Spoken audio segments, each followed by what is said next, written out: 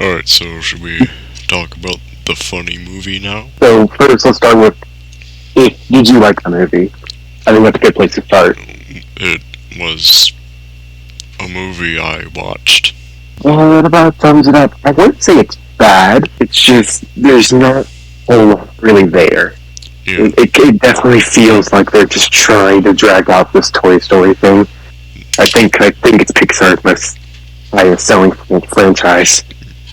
So If this was Andy's favorite movie, I hate to see what his least favorite was. that first movie came out when, like 1990, 1990 or something? Something like that. So, I mean, this movie is supposed to be, like, over 30 years old. Yeah, it doesn't look 30 years old. If we're talking, like, animation-wise, the animation in this movie is amazing. Like, that's probably the best part about this movie, that it looks great. It's really fun to see how far the animation has come since the first Toy Story movie. It does look good, but it doesn't look like the era it's supposed to be from. No, it doesn't, and that's a really big issue.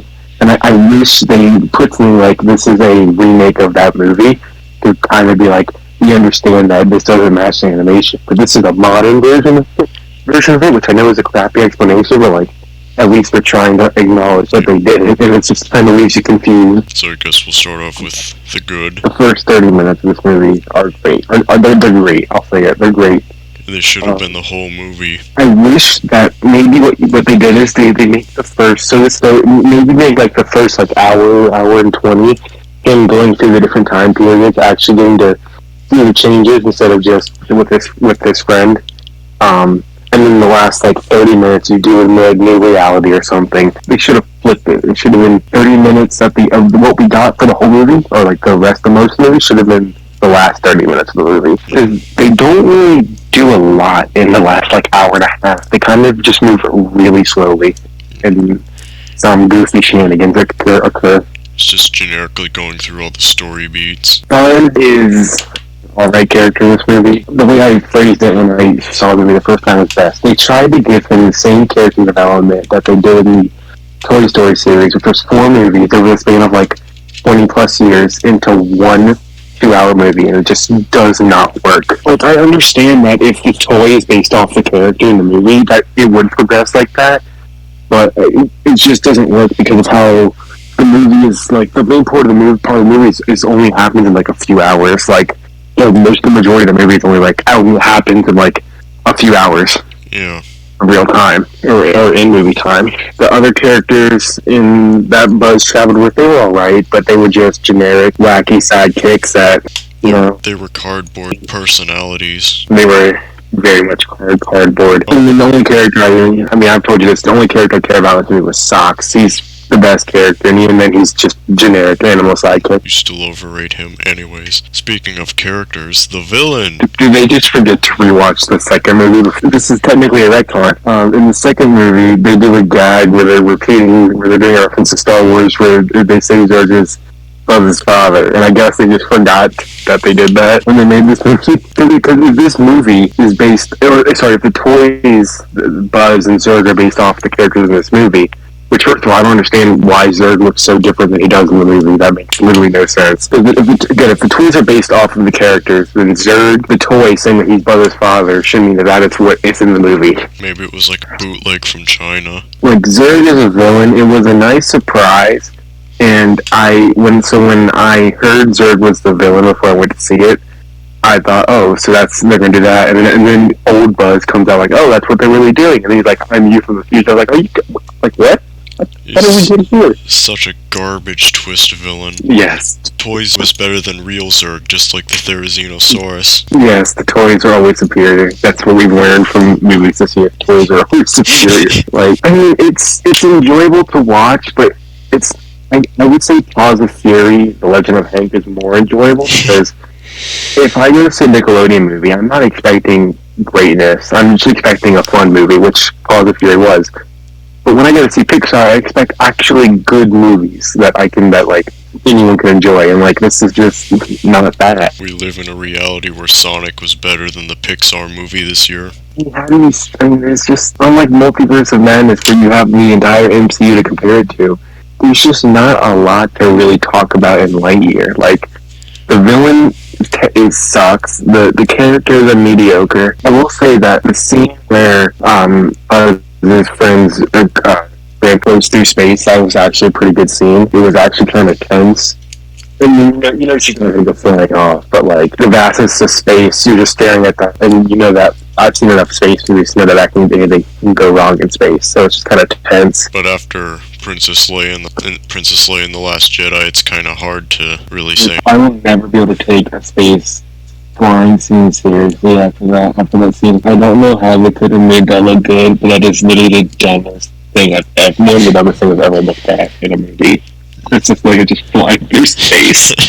It looks so. I don't know how they could have made it good, but it looked bad. Just like with Multiverse and Madness, I was able to justify its midness with it was clearly rushed for time. But this movie, it's like they've had Toy Story 4 came out in 2019. They've had like which was 2019 or 2020 when it came out. 3 years. Yeah, they've had 3 years. They've had like 3 years to work on this movie. But assuming they worked on it when they finished it. Keep in mind the whole thing in 2020 happened, so it probably got delayed a bunch. Yeah, that's fair with that. They probably lost about a year of production on that. Even though you can't go into a studio and animate, clearly that wasn't an issue considering how amazing the animation of this movie is.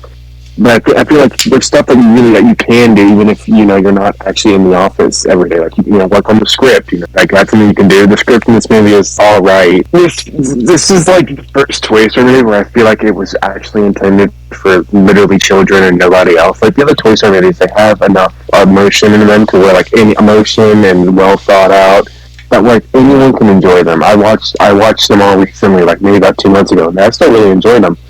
But this movie, it's clearly intended for children. Yeah. I will say that it's probably better than Multiverse, just because Multiverse did not have nearly as much hype around it. It was not nearly as disappointing.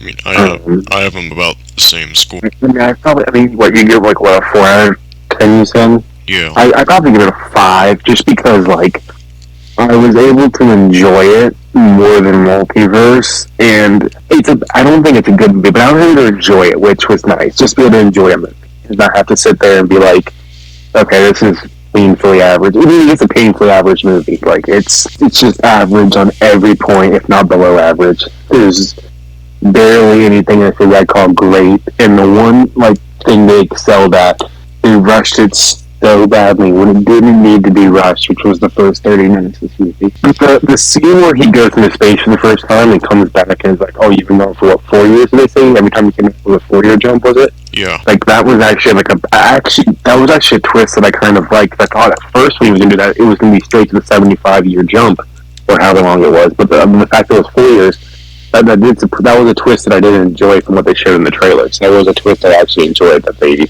It would have been nice if they dealt with like the aftermath of all the time jumps, like seeing Buzz have to actually deal with that, but instead we get generic train routes. Yeah, he kind of just like his best friend died and he was in space, and he kind of just gets over it in like 30 seconds, if not less.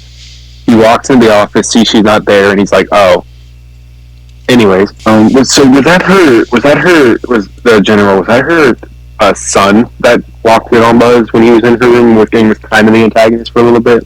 Was that her son? I thought that's what it was, but I wasn't 100% sure, because we never really specified that it's him. They kind of either expect you to know it's him or it's not him. I'm not sure. I'd have to look it up later. Yeah, but I'm going to assume it's. I mean, that does make a plot hole of why is his daughter out in the jungle when they know there's killer robots running around.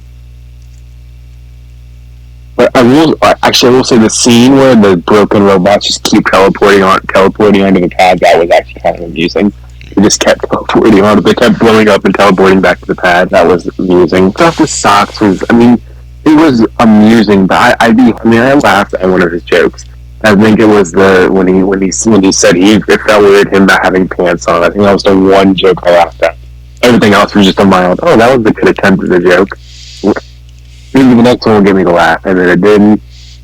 And it did not, like, okay, this movie's really losing me.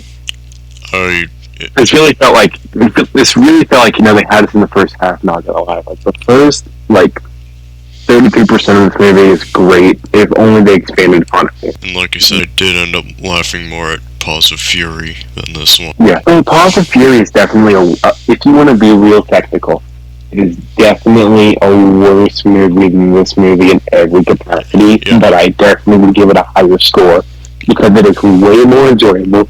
You have Samuel L. Jackson playing this fat old cat who just drinks liquor all the time. I mean, it's just great. Yeah. I really can't think of anything else to say for Lightyear because there's just not a lot to talk about.